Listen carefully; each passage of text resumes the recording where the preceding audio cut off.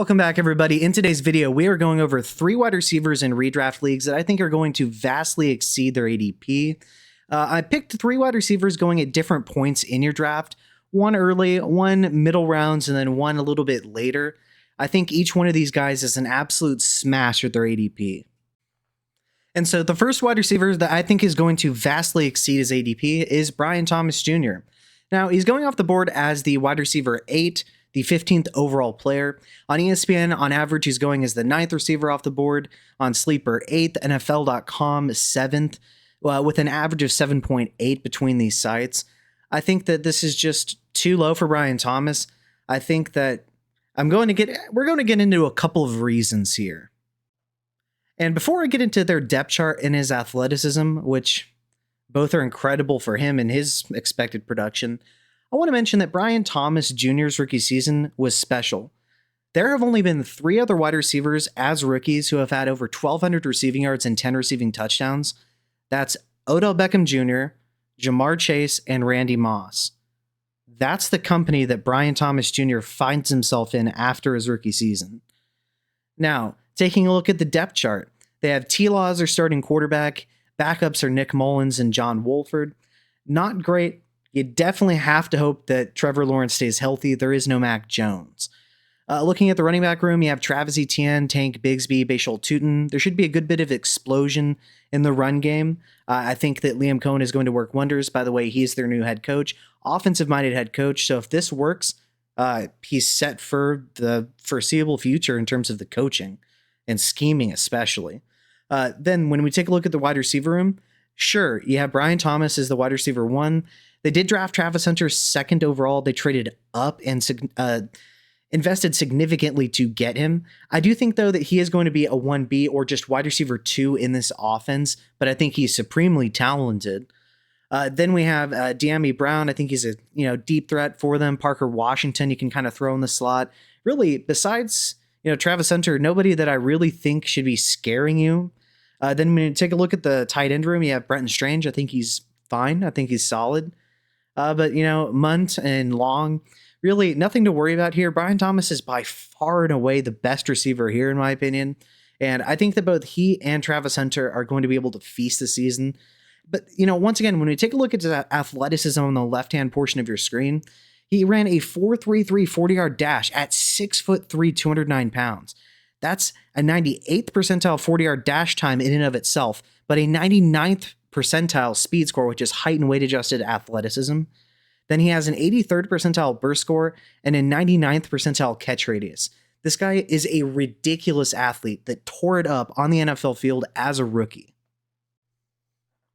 And so I want to take a look at some advanced stats here.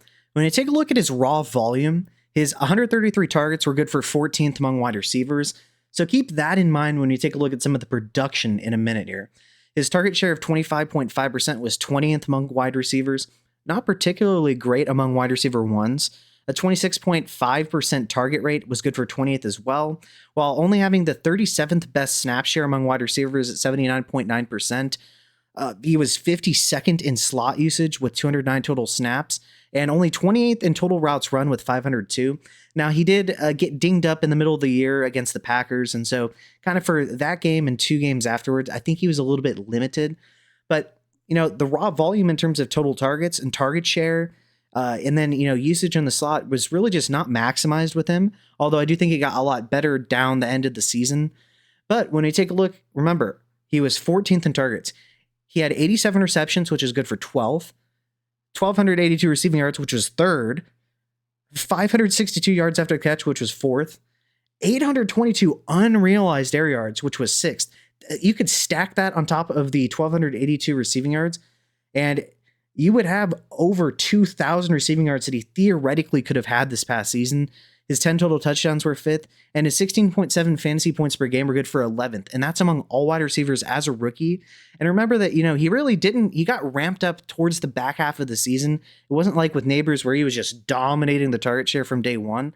I think that makes these finishing stats all the more impressive. His target separation of 1.79 yards was good for 23rd among wide receivers. His dominator rating, which is his market share of the team's yards and touchdowns, of 43.6%, was 2nd among all wide receivers. His juke rate of 10.8% was good for 10th, and his explosive rating, which is rushes of 15 or more or receptions of 20 or more receiving yards, is good for an explosive play. And so his 121.3 score there was good for 8th among wide receivers. All this is to say that I think his volume should rise. I think he's already been Liam Cohen has been quoted as saying he's going to feed Brian Thomas Jr. and he's going to be the offense. I believe him, and I think that as exceptionally as he performed as a rookie, I think his ceiling is so much higher, and I think Liam Cohen is going to unlock this, especially considering I do think Trevor Lawrence is a decent enough quarterback, at least to feed your wide receiver one, and he actually is a great deep ball thrower, and that's where Brian Thomas Jr. excels. Now, when I take a look at who's going before and after him, you have Christian McCaffrey, Amon-Ra, Puka, Neighbors, Henry, Genty, Achane, and Nico Collins. And then after him, you have Jacobs, AJ Brown, Bowers, Taylor, and London. I actually think that Drake London is a good value here. I kind of was deciding who to pick between London and Brian Thomas, but I think I've already mentioned in a prior video that I think London's a great value. With Christian McCaffrey, yes, there's tons of upside. You would never catch me swinging on a 29-year-old running back that didn't look fantastic the last time we saw him and then has been injured and been a complete dud for you and decimated your fantasy seasons in 3 of the past 5 seasons. I'm out on him. I definitely understand there's tons of upside with McCaffrey, though. Amon-Ra, I think, is a safe floor play. I don't think we see the wide receiver 3 finish again. Puka is a huge injury scare for me. I'm out on him. Neighbors, a little bit of an injury scare, but I'm not nearly as worried about Neighbors. I think he's a great value as well. Henry, unlike with McCaffrey, he looked fantastic the last time we saw him, and he generally doesn't miss any time at all. I think he's a decent pick. Achane and Genty, I think, are fine picks as well. With Nico Collins, I don't understand his best finish is the wide receiver 12, and he's going above Brian Thomas. I understand that his points per game is looking pretty good, but he misses time every single season. I really doubt he finishes as the wide receiver 7, which is where he's going. I would much rather have BTJ. Jacobs, I think, is a fine pick. AJ Brown is a fine pick where he's going. Same with Brock Bowers and Jonathan Taylor. And I could definitely understand London. But I think between London and Thomas, I would lean Brian Thomas. Overall, I think there's a lot of risky players being taken ahead of some of these guys where, sure, they definitely, the upside is there. But I think the upside is also there for Brian Thomas. And I just don't see the injury concerns. Now, taking a look at the second player on our list, it's going to be Tetairoa McMillan, wide receiver for the Panthers. So he's going off the board as the wide receiver 30 overall, as the 69th overall pick. On ESPN, he's the wide receiver 33 overall, Sleeper, the wide receiver 29, and NFL.com, the wide receiver 31, for an average of 29.2. I think that this is personally below his floor where he's going. I think he's going to probably be a top 12 to 15 wide receiver. Worst case, in my opinion, assuming he doesn't get injured or something, is probably going to be the wide receiver 18 to 20. I don't see any way he's really that close to the wide receiver 30 overall, and I think this is a huge steal of an ADP. Now, taking a look at the depth chart for the Panthers, we have Bryce Young, who looked terrible in year 1, looked horrible in the first part of year 2, then was benched, then came back and looked fantastic. So the latest we've seen from him is him looking fantastic. Is it a Jordan Love thing where we don't know what we're going to get? Remains to be seen. I like Andy Dalton as a backup, though. I think he's more than serviceable. Plummer, let's hope it doesn't get to that point. Running backs, you got Chuba, Dowdle, and ETN. I think that's a good stable of running backs. I think you'll get some good running back production, probably mostly from Chuba, with some Rico Dowdle spilled in there and passing downs and every now and then on the ground. But, you have McMillan as the clear wide receiver 1 in this offense. Adam Thielen is aging. He's still a decent separator, but definitely on the downturn of his career. Xavier Legette, they can finally stop having to use him how they had to when they traded away Mingo this past season. With Legette, I think that if you can get him on some of those crossers, get him a free release off the line of scrimmage, I think he can definitely help you out as a vertical Z in the slot as well. Renfro's interesting maybe as kind of a third down specialist. Jalen Coker was a decent power slot as well. Tommy Tremble, I'm not the biggest Tremble guy. I think JT Sanders is a lot better. I think we could potentially see a breakout from Sanders this season. And Mitchell Evans as well, kind of a depth guy. Really, I think McMillan is by far and away the centerpiece in this passing offense. When we take a look at his athleticism, he had a 4.58 40-yard dash, which is 38th percentile, so not particularly impressive. But when you think about the fact that he's a 6'4" and over 200 pounds, that's a 103.6 speed score, which is 81st percentile. He is a very good size-adjusted athlete, and he has a lot of positional versatility, so he doesn't really need to be a burner. Taking a look at his production, it's impressive. As a true freshman in 12 games, he had 39 receptions, 702 receiving yards, a 17.9% target share, and 8 receiving touchdowns.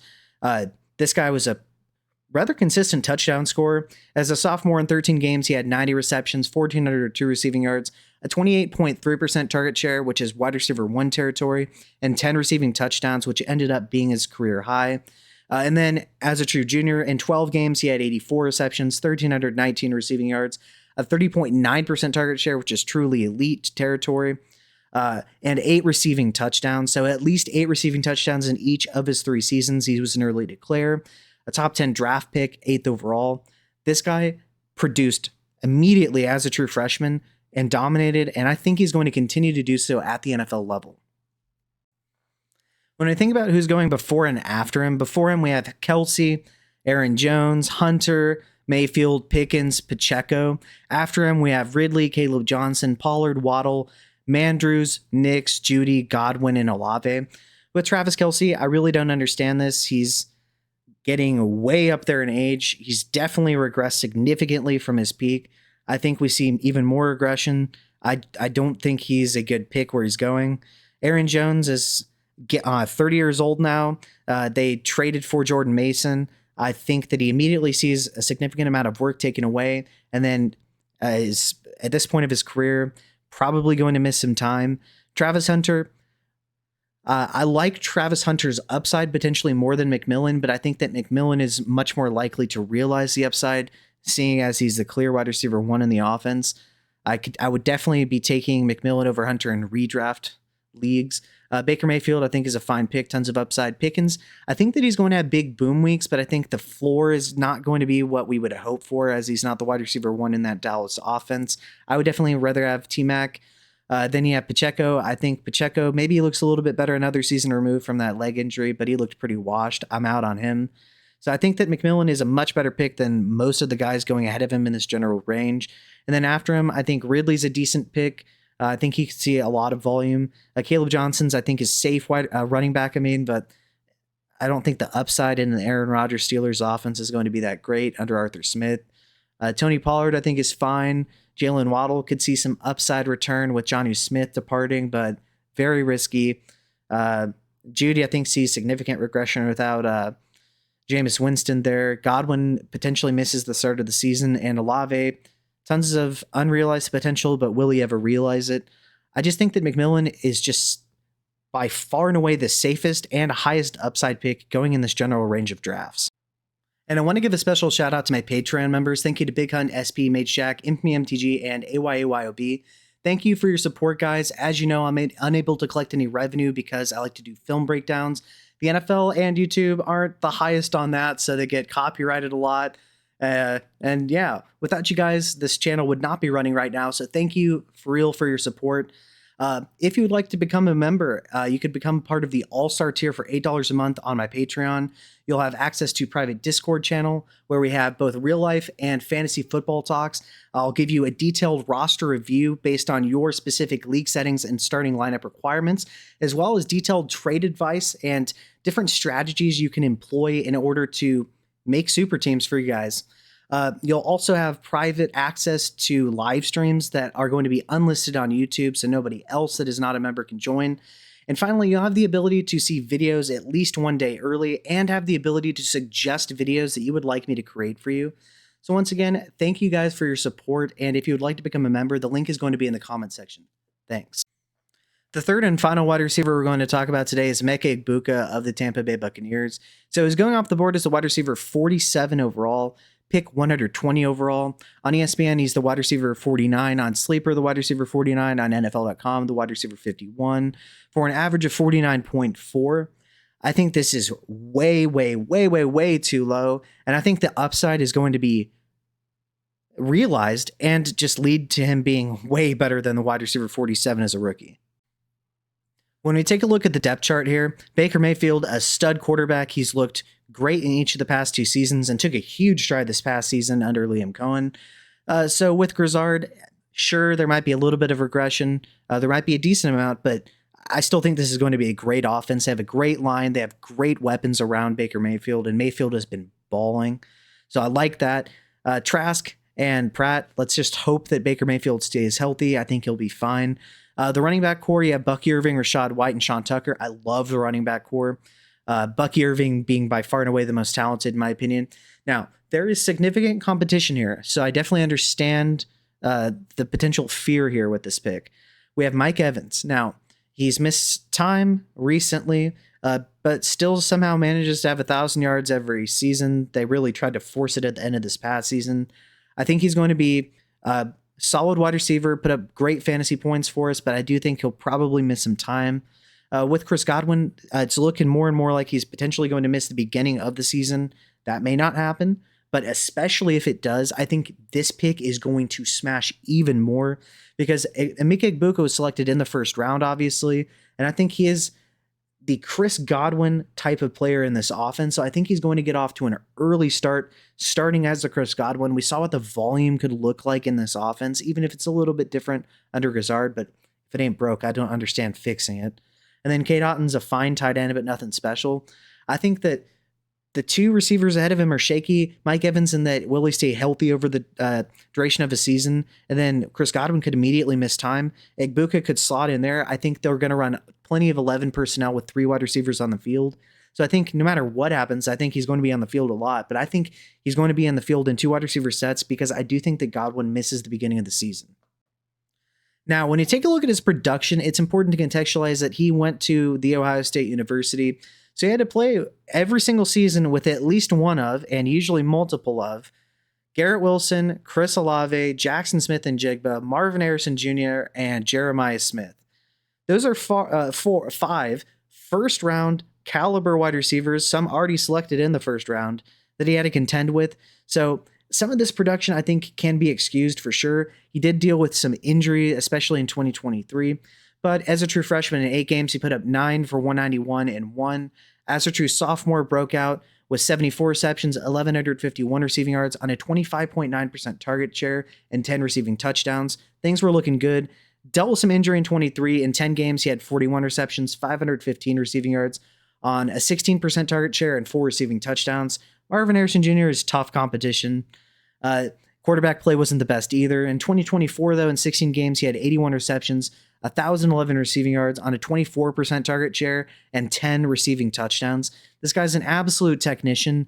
He put up really good production when you contextualize it by the competition he played with. So I think this guy is going to continue to produce as a stud in the NFL. And I think that especially if there is some injury with Chris Godwin at the beginning of the season, or Mike Evans at any point during the season, you're going to see huge spike weeks from this guy with Baker Mayfield.